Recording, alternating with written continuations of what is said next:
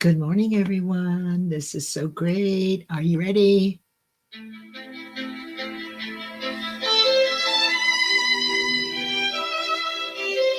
Come on in, everybody.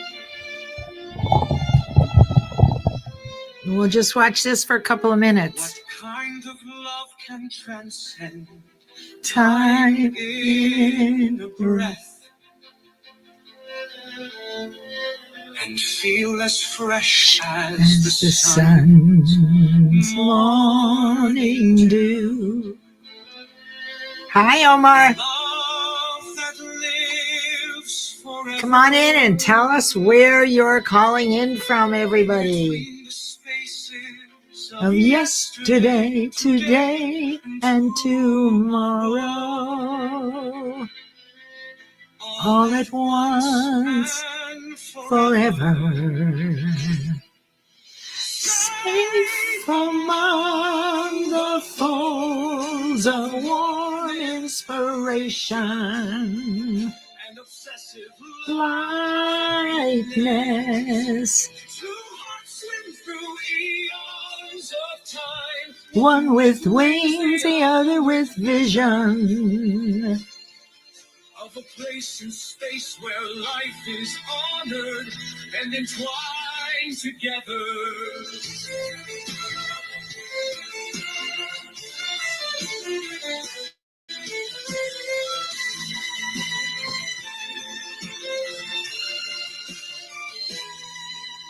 Souls connect Forever, when achieving Irada, soft space fully and man, star-crossed lovers, love. built on love of life over time and forever.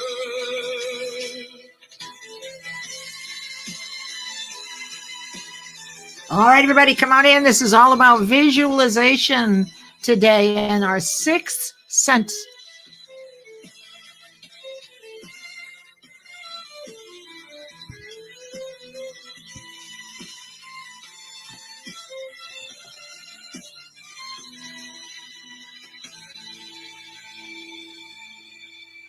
Souls connect forever when Achieving Irada, soft space for thee and then star-crossed lovers. love built on love of life over time And forever. Okay, let me see. Hi, everybody. Let me get to the right slide here. See if I can get it. There we go. Here we are. Thank you for being here, everyone. Let's see. Hello, Nick. You need a vacation. I got it. Totally need to head for Rada. You know, it's so interesting. I'm Leslie Flowers. Hi, everybody. Come on in. This is 45 fast minutes that ought to blow your mind today if you're open for it, because this is truly kind of exciting stuff that we don't exactly understand how it works, but it feels right. And yes, and notice that this blue part over on the right of the screen, I had it as a backdrop once. I've removed it. I removed the image, and StreamYard will not remove it. That's errata. So there's all sorts of very interesting things that go on in our universe. And let me just tell you, what I've learned is that just because we don't know exactly yet how something works doesn't mean it's not working. Use your intuition, your sixth sense. Good morning, Lay. Lay's out on the West Coast, and she has a phenomenal program about combining art and teaching together. It's amazing. It's so good to have you here, Lay. And I know it's 7:00 in the morning out there, so I see you, because at one time this didn't work for you. So somehow this is working again. I love it. And Nick, thank you so much for being here. Just so you all know, Nick is a publisher, and she is a good friend and colleague, and she will be publishing book 2 of errata, which is coming out this spring. So thank you, Nick, for taking that on. That's big. And it's so important. So you all connect with Nick. And since we don't have a lot of people in here yet, there's Bethan. She is a coach from the United Kingdom. So glad you're here. And then Omar Murdovich does phenomenal lives on Sundays at noon. He does Do We Really Know Them, which is kind of an inside look on some of our friends on LinkedIn. And then he also hosts Zoom Party, which this weekend is the big taping, and I'm at one of the three. So what is so exciting. And anyway, so thank you for being here, Omar. And here's Lisa Fevek. She's a registered dietitian, and I think she also knows karate, but she focuses on eating the right foods when you're in menopause. And it's really important. She alerted me after menopause that there were 100 symptoms, of which I would bet I had 94 of them. Who knew? It's kind of like fear. We think that we have fear. We have 6 fears, and they all act differently at different times. So it's the same kind of thing. Yeah. Okay. And we've got, okay. So this is 45 minutes. This is teaching. This is Think and Grow Rich. Now, I have been doing this for 16 years, teaching, and been here doing this every week. And you might be thinking, well, why am I doing this every week? Because we learn through repetition. Reading something or seeing something once or even twice does not have us ingest it, embody it. So when we hear really good things and things that maybe are a little confusing, because this was all confusing to me, Think and Grow Rich, the #2 bestseller of all times in personal development over the last 100 years, second only to the New Testament. I know it's backwards. I didn't mirror, but I've been teaching this for 16 years and living it. And what we're doing in this 12-week series is we're going through the linear training that is required to build the principles of success. Oh gosh, why is there always something? Something must be in retrograde. That's all I can say. Let's see what else we got here. Oh, yes. Oh, thank you. That was so nice of you. I think I'll join you. We're in a race to pull for. Oh, okay. So what we're going to do is Think and Grow Rich is Carnegie's 13 principles of success. And I want to get right into this because there's a lot to do today. We're going to have some fun. Okay. So you can click the 3 dots on the bottom of the screen and share that you're here, because it'll take me a minute or so to get going. And I hope you find a lot of value. I would encourage you to just listen and to what feels right. Use your 6th sense. The imagination, which we did last week or the week before, remember right now, let's see. Yeah, we did that last week. And intuition are the connection to the universe, to let the universe know vibrationally by how we're feeling what we want. We are co-creators. We don't all understand exactly how it is when we want something very much, it lands on our doorstep. The problem is it's either positive or negative. And wanting something so much translates to God or the universe as how you're feeling. Are you feeling negative in a very low vibration where your body is in dis-ease? Or are you feeling happy, living at the epitome of how we were built at a very high cellular vibration? And these are premises that will help you understand all this. Maybe not today, but you'll get different things as we go along. And so be really sensitive to how you're feeling when you hear what I'm saying, because you may have heard it before, my friends, but repetition is how we learn. So reading a book once, nice. I've seen some advertisement, read, 20 books in 20 days, or don't do that. It's a waste of your time. You know that the things you study are the things that come back and they're part of your experience. So yes, it's fun to read, and yes, we do learn things, but if you really love a concept, I've read this book, Think and Grow Rich, about 90 times now. And I've been teaching it for 16 years, and I still learn things. Because what Nick had said in the comments, we're not the same. right now as we were before we came into the room. We're always growing in awareness. So your job today is to listen and see if something pings for you, something you've been grappling with, something that was confusing. And by the way, you can ask me the question. I would love that. I will go back today and answer any questions that I didn't get to today. So let me just look here. Okay. Yeah. So that's what I wanted you to know. Okay. Now this picture is going to be really important, but let me show you the agenda. Okay. So here's what we're going to do. We're going to review what we learned so far. I'm going to share with you the story that is in this picture on the right. This is Napoleon Hill. Well, anyway, according to AI, it conjured up. And then these are some very important people. If you read the description, or even if you didn't, this story is about Napoleon Hill using his intuition and imagination to learn to emulate the character of the most famous people, such as, well, back then it was Edison and Ford and Rockefeller and Armour and President Lincoln. And there were things about these men. There were virtues and values about these men that Napoleon Hill admired. And so that's what we're going to look at today, is how is it that he was able to draw to him, through repetition, their qualities into himself. And that's the work that we're doing, is really investigate and find people that have certain qualities you want. Now, I suggested to you, imagine if you had Gandhi, Oprah, Jesus Christ, Thomas Edison, and Abraham Lincoln in the room with you. I mean, imagine every one of them has a different virtue. Right? I mean, each one of them in their own right are the epitome of character in a certain area. So you can have them all using your intuition and your imagination.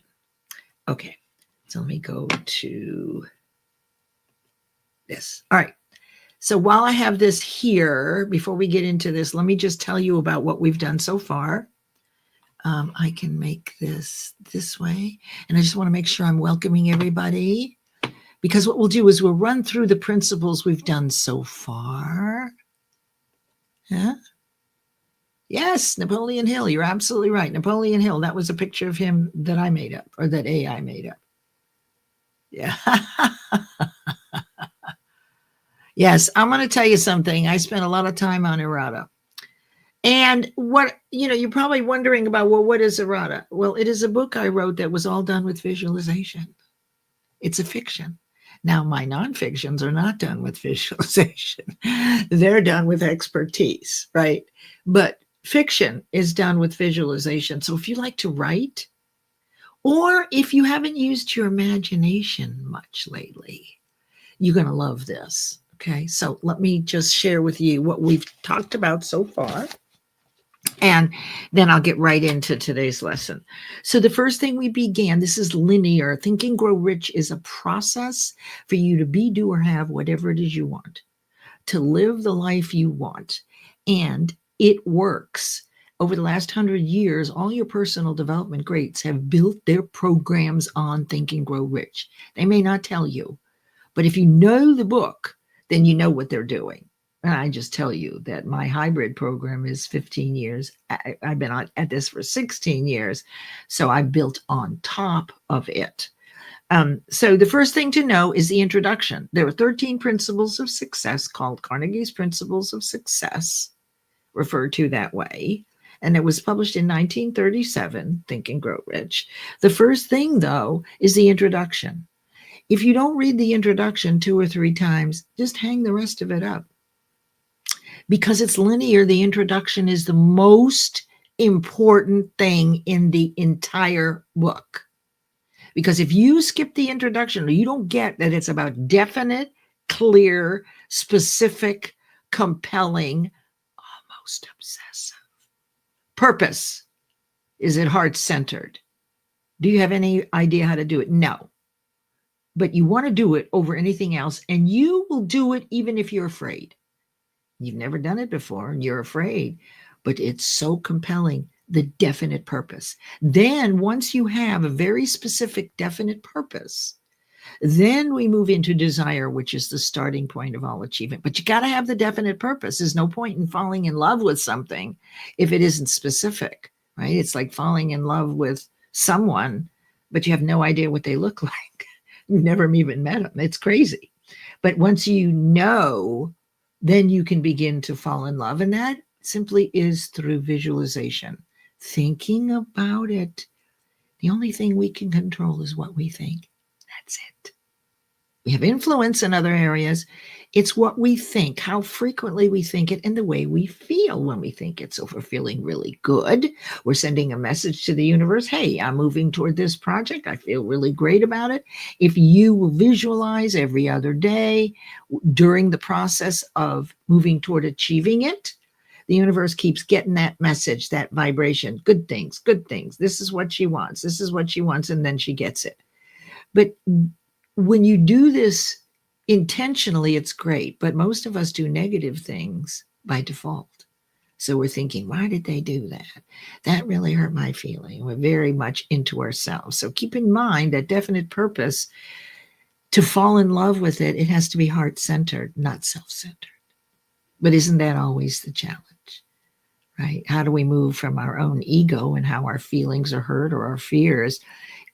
We move from that into primarily heart-centered service. You'll never reach one or the other permanently, but it's the aspiration to keep that vibration high. So we continue to send a message to the energetic universe. This is what we're doing. This is where we're going. And we're built for love. So when we allow our fears to take over, we lower our cellular vibration and it makes our body sick. You know, there are some that believe that we are the cause in our illness. Well, we don't always understand why. Okay, so once you have desire, now we're going to move to building faith. That's the second principle of success. Now, faith really comes over the period of visualization, over a period what I use is 12 weeks. It's a nice sweet spot, but you can pick a goal or something you want that takes much longer. Faith takes time. And through the visualization, bringing up on the screen of your mind, using your imagination, what's it going to be like when you achieve this thing? You spike your vibration. And then you move through a process of, all right, I'm going to give it a try. And then about 6 weeks later, out of 12 weeks, you start seeing people show up that you used to call a coincidence, that they were just the right people to talk to. How did they know? Or the job opportunity shows up, which is perfect. You see, your cause in the matter. You told the universe, this is what I want. The universe will send, God will send you who you want, right? So you've got to be looking by the time, and that's now you've reached, well, I'm going to give it I have a firm opinion it's going to work now. We start off with, okay, I'll give it a whirl. About halfway through, we see people showing up and we say, boy, that's a coincidence. No. Now you're beginning to see the signs of what we call modern day or everyday miracles. It's not really a miracle. Your cause. What you want is already moving toward you at the same cellular amplitude of vibration you're moving toward it. And then finally, when you achieve this thing that you were in love with, that you had desire with, right? You have perfect faith. You're holding it in your hand. You failed at it before. You didn't know how to do it. You have perfect faith in your ability and deservability.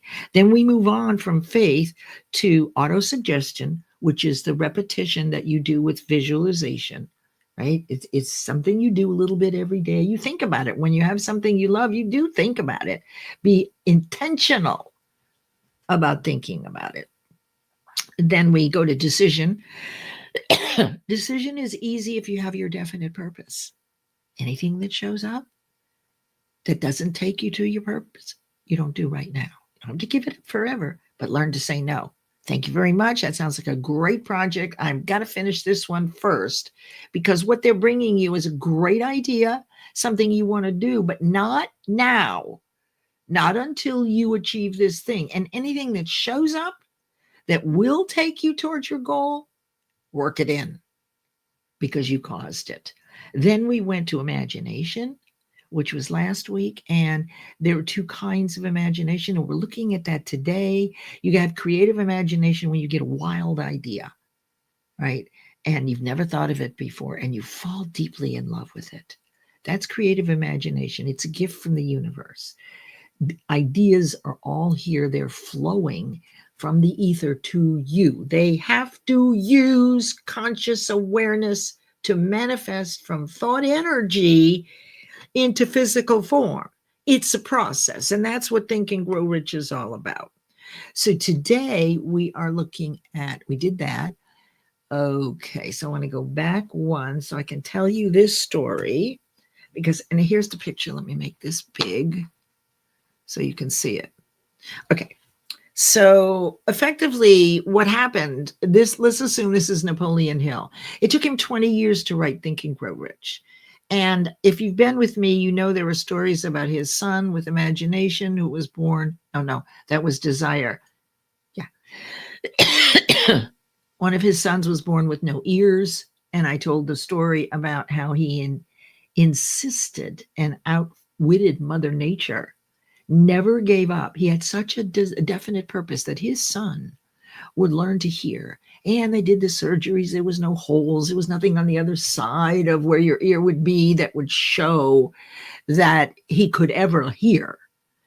But then something magical happened, and Napoleon Hill was persistent. That's not next week. Excuse me, I've got a hair that's driving me crazy. Okay. So he started this process using his sixth sense. Now understand that your higher side, your sixth sense, is not in your subconscious. You have access to it. In fact, it's what you're thinking and visualizing that is the direct portal to the universe, to God, whatever label you do. There's one omnipresent source of energy. Let's agree that it is love. Okay. And we all have access to it. And how we communicate with the universe is through, excuse me, I've never sneezed before on camera. Anyway, okay. So there are 6 mental faculties or mental muscles, and we're going to use imagination like a muscle. Well, doggone it. That's what I get for, okay, there we go. Now, muscles grow in direct proportion to their use, and we have 6 mental muscles, 2 of which are intuition and imagination. They're always growing in direct proportion to their use, and today we're going to use 2 of them. But also the same is true for perception. It's perception, imagination, intuition, memory, reason, will, or focus, and I like to add curiosity sometimes. So we're looking at 2 of the mental muscles that we build to stamp out our fear, because we've proven that we can do these things we've failed at. So we're always building our conscious awareness. And so imagination and intuition are conscious. And let me see where I was going with this. Okay. So back to Napoleon Hill. So he actually got scared, and I've gotten scared doing something like this too. So what he knew is that there were all these men that he had been interviewing him, Edison, Ford, Lincoln, etc. And when he got into bed at night and closed his eyes, he conjured up, if you will, using his imagination and visualization on the screen of his mind. Here's where your screen of your mind is, about 20 degrees above the line of sight. So when your eyes are closed, and we'll do a little exercise in a minute, when their eyes are closed and you look up at that angle, your imagination will fill in the screen of your mind with what you're hearing. It will translate it into images. And the images are what hold the charge, the positive or negative charge. So if you're constantly thinking something negative, excuse me, then the charge is very low. Okay, let me do something. I'll be right back.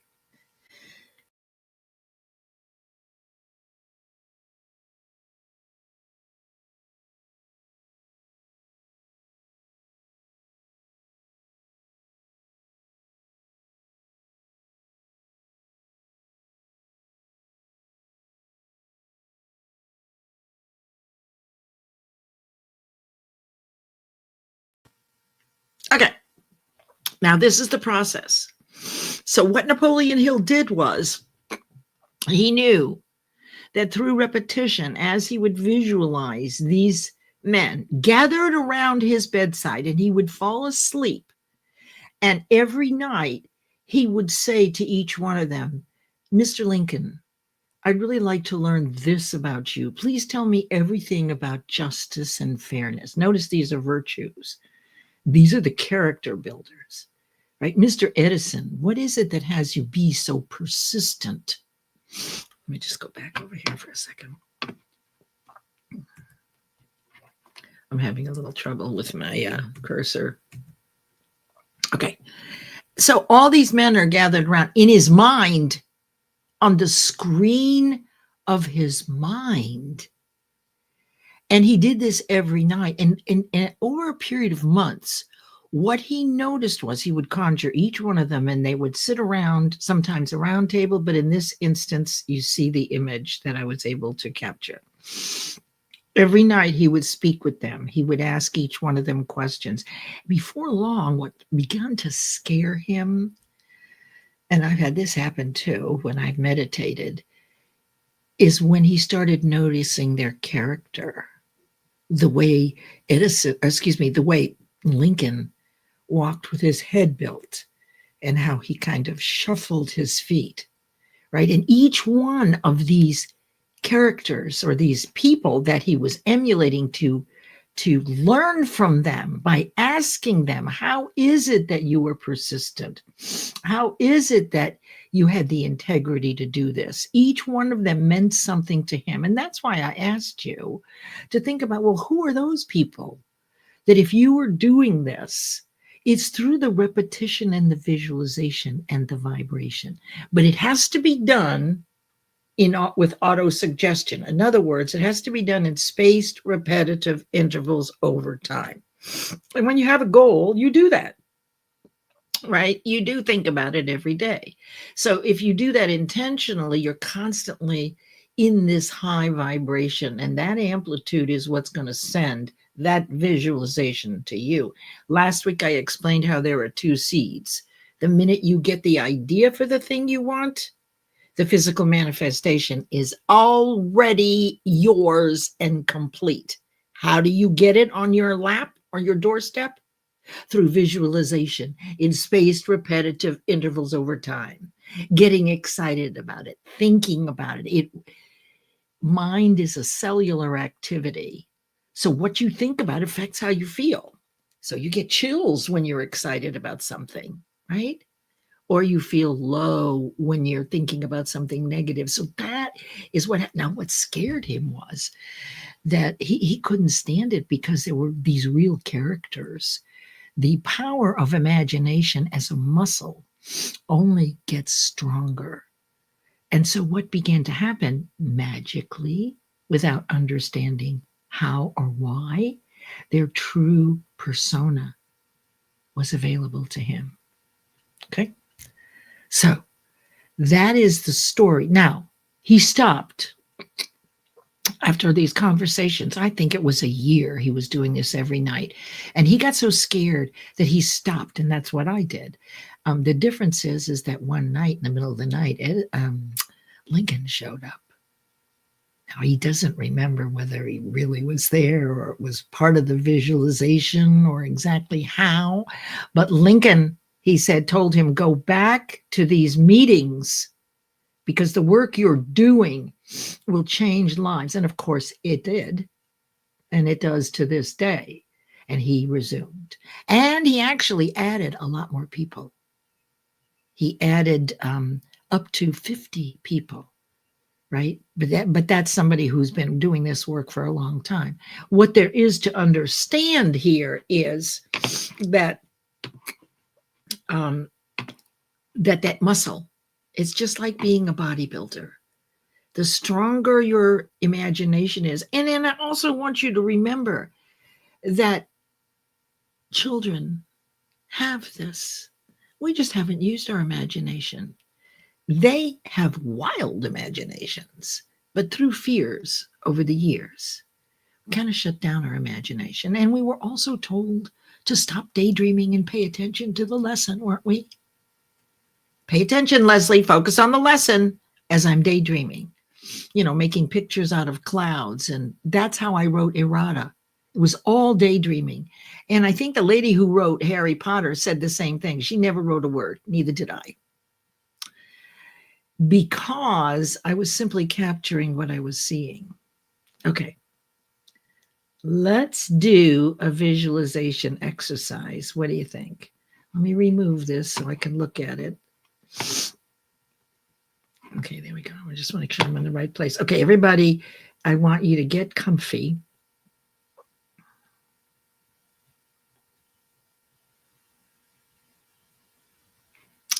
Actually, let me show you this first. Here's what happens. The process to actually achieve what you want. You get the idea. It has a definite purpose. You start to fall in love with it. You think about it. You got to see it in present tense and get excited about it. That's why if you see it as though you already have it, it gets exciting. You're adding emotion. And then this spiritual seed plants itself, but it doesn't have any roots to start with. It takes a little time through the repetition of visualization to build the roots of that spiritual seed, which is thought energy. We're going to alchemize it.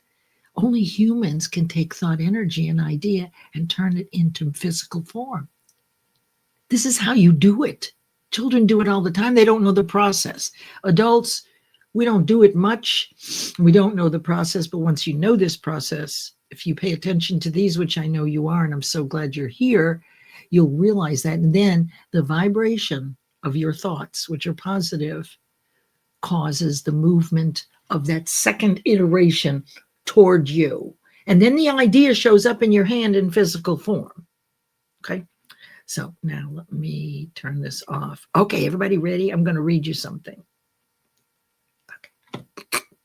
Now, we're going to practice a little visualization. I am going to read you a page or two out of this book because this is how I wrote this through visualization. So what I'd like you to do is just listen and look up at the 20-degree point and allow yourself to create on the screen of your mind. Take the words and move them into an image. Okay, you're listening to the words and you're going to translate it in through your hearing, right, to your inner vision. And then play with it. Just enjoy the visualization. You used to do this as kids. Let me say hello to a few people here really quickly before we get into this. Let me say hello, hello. Hi, Dr. Marcia. Any idea shows up in your hand in physical form. Yeah, if you do the work, if you visualize, if you're patient, if you think about it every other day, and hopefully intentionally it's positive. So yeah, absolutely. Perfect thing to say. Absolutely. Oh, look, we got more people here. There's Sharon and Leanna. Hello, Leanna. Thank you so much for being here. And Sharon and Roxana. Oh, I'm so glad you're here. Now more than ever, I need to focus on my projects and not spread myself too thin. I just don't want, I want to catch these. Your higher side, your sixth sense is not yours. That's right. Now, when people get confused with this, oh, well, I'm going with my gut. Your gut is not your intuition. I want you to consider that your gut is fear. It's your gut that tells you not to do something wrong. It's fear that you'll get caught again or whatever it is. That's your gut. It's instinct. It's automatic. It's not thinking. Gut is not thinking. It's reacting like an animal. It's not including like an animal would. It's not including your conscious mind. Intuition is a feeling. Gut is a reaction and an emotion, primarily negative from fear. Intuition is your higher side. It's a sensing, isn't it? It's not reactive. It's responsive. It's objective, isn't it? Do you see the distinction? That it's different. That's right. And yet you'll hear people, well, I'm going with my gut. Well, yeah, you're going with your fears that you failed before, that you don't have enough money, that you might get sick, that you might get old, you might die, someone might break up with you. Those are all our fears. That's gut. A gut reaction is not thinking. And so that's very helpful. I hope it is helpful for you. Let me see who else is here. Okay, good, good, good, good. All right, everybody ready? So what we're doing right now, for those of you who come in late, or later than the beginning, or not at the beginning. Okay, so what we're going to do now is you're going to close your eyes. I'm going to read you a couple of paragraphs out of The Possibility of Errata. And I did this with visualization. I want you to see what you see. The screen of your mind is about right here. Close your eyes and allow your mind to conjure. So take a second to get yourself centered and close your eyes. And I will read this to you. And I want you to play with your imagination. Start exercising it. It's been since we were kids that we actually had the power to do this. Okay. Let me just see where to start here. Okay. On Errata, Jaya, who is the female lead, and her parents lived near the upper crust of Errata. Their home was built into a hill where the beds of magic truffles served as their roof and maintained a gentle coolness within. With 4 hours of night and 3 suns, it was the perfect scenario for inhabitants. The openings to the outside of the hill were 3 small windows and a door.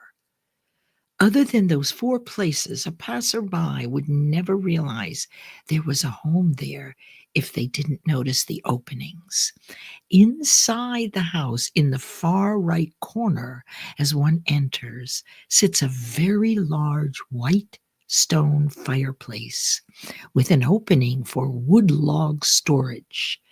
The fireplace was 6 feet in diameter with a wrought iron arm from one side to the other for hanging pots of stock, broth, and hot water for cooking, and to keep the main room warm. Next to the fireplace in the back of the room was a small pantry, and next to that was an open cabinet where the family dishes were kept. Across from the fireplace was a single bed offered to the occasional traveler, and there is a narrow staircase leading to an upstairs further inside the hill. The upstairs had one large room with 2 large beds where the family slept. A table and 4 chairs sat in the center of the large room with 2 ladder-back chairs, handmade by Jaya's father, and a small woven rug. The floor was laid with wide, long planks of cedar, which grew naturally on Errata and had their home always fragrant with the cedar and warm smoke as it was absorbed into the wood.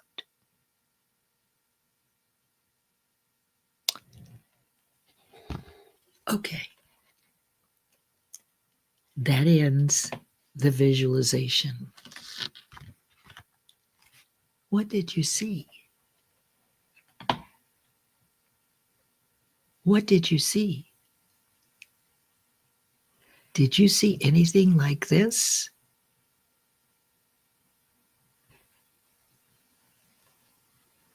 So let me explain to you that in Viking time, 900, 9th century, this protected them, these homes.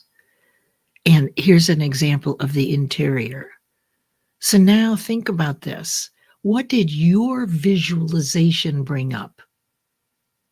It didn't look exactly like this. Did you see anything that was similar to this? What did you see? Excellent.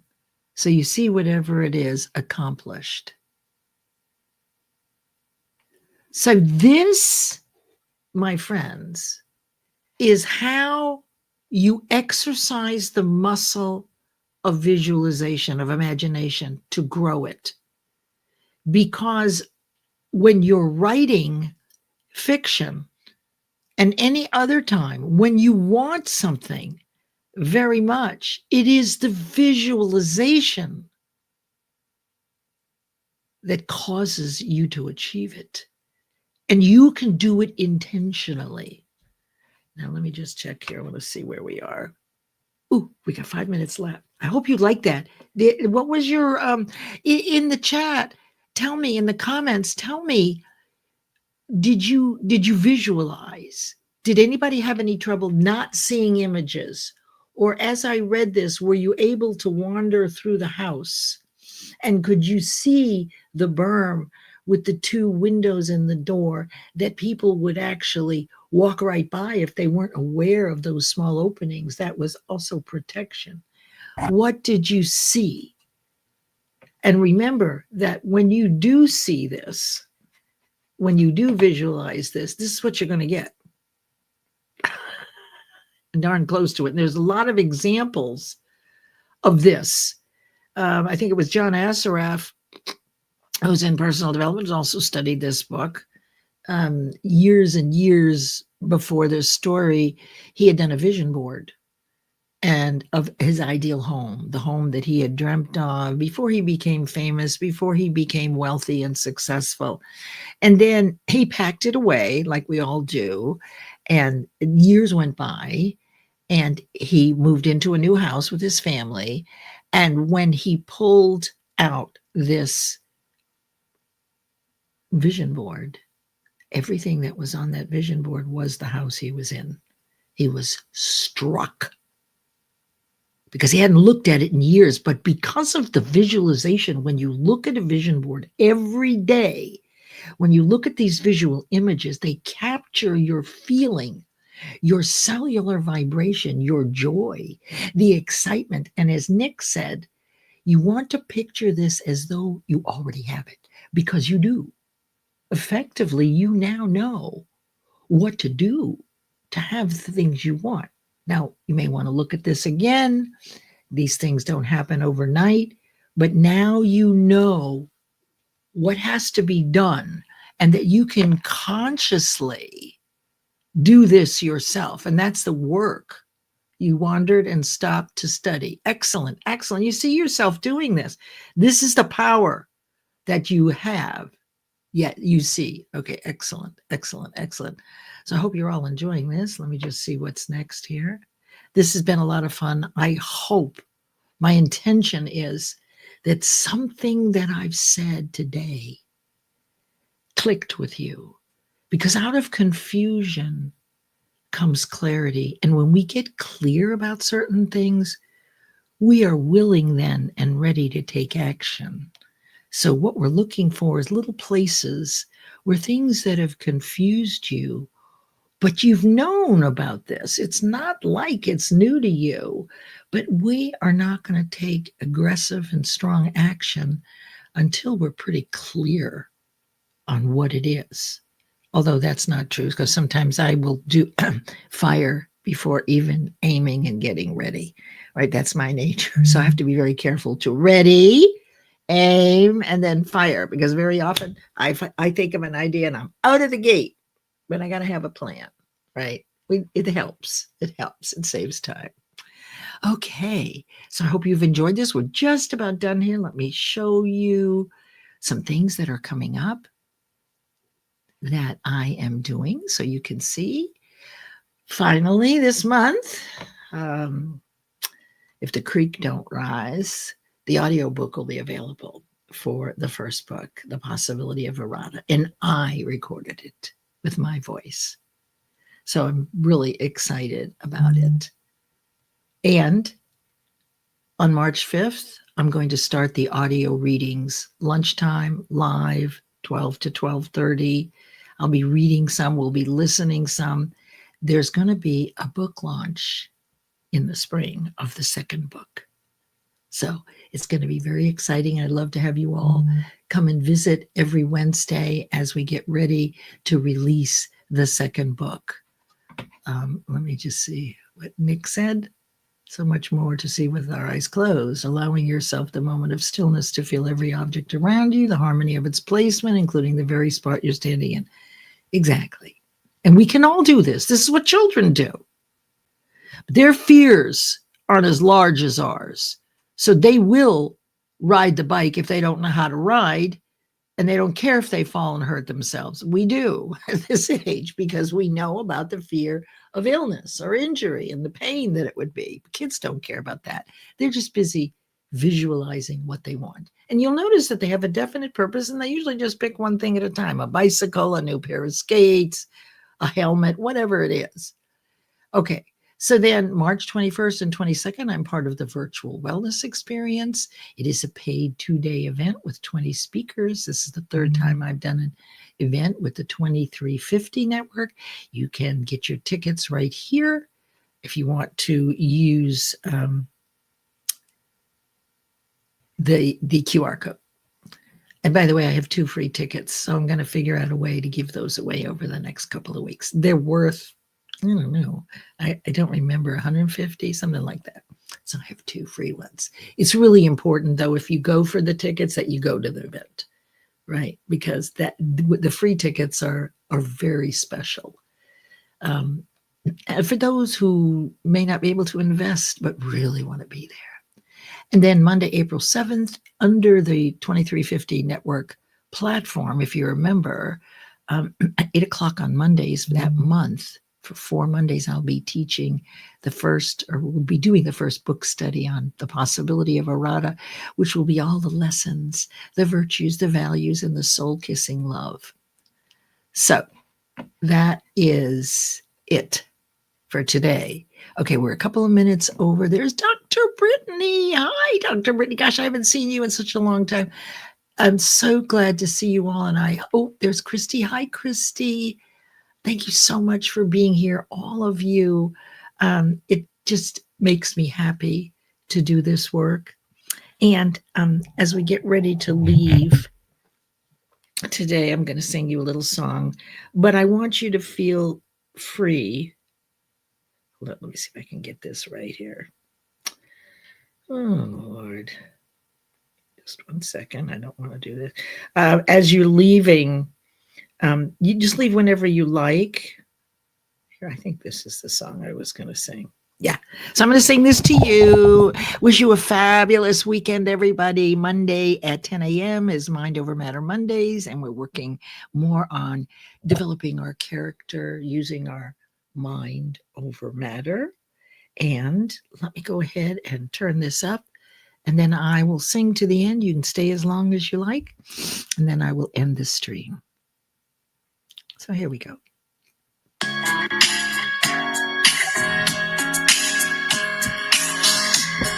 I'd do this for you. I would. And I am within this much distance to the stars on erotica. If I could reach the stars, I'd pull one down for you and shine it on my heart so you could see the truth. That this love I have inside is everything it seems. But for now I find it's only in my dreams, and I can change the world.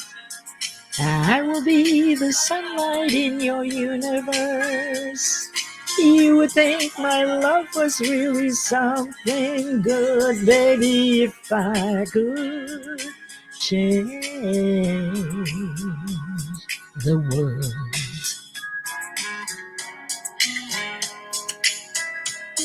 Imagine all of this. I do it all the time. And if I could be the queen, even for a day, I'd take you as my king. I'd have it no other way. And our love would rule in this kingdom we've made. Till then I'd be a fool, wishing for the day, and I can change the world. I would be the sunlight in your universe. You would think my love was really something good, baby, if I could change the world.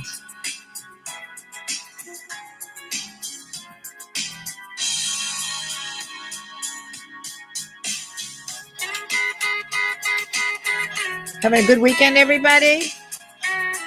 I missed a line, but that's all right. This is the chorus, so I'll finish it out.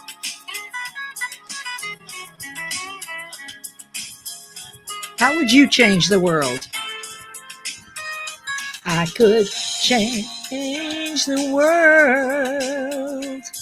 I would be the sunlight in your universe. You would think my love was really something good. Baby, if I could change the world, I could change the world. Baby, if I could change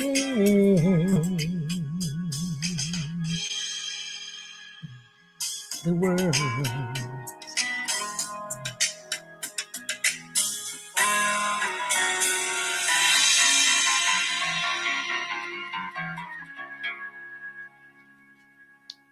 Bye, everybody. Have a great weekend. Visualize.